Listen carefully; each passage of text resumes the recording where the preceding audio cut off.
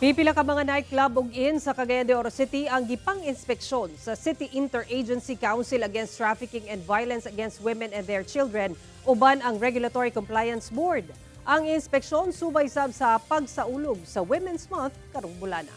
Ani report ni Cyril Chavez.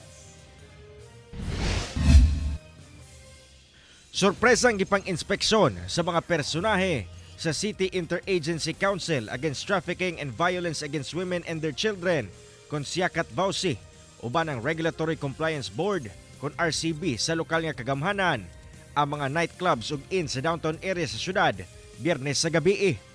Kini kabahin sa pag-obserba sa Women's Month karong bulana.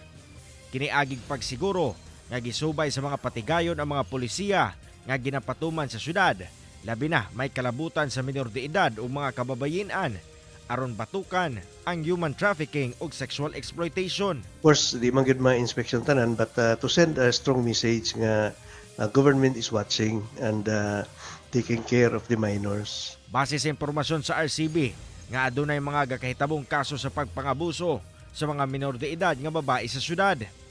Ginahikay na nila aron mapasakaan og kaso ang mga nagpaluyo niini. Naanay ga-compile nga mga ebidensya para naipasakaan og kaso gayud nga mga kining mga accommodation establishments.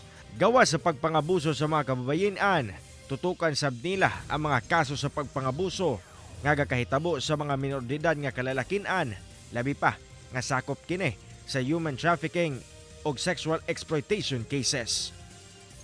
Cyril Chavez, One Mindanao.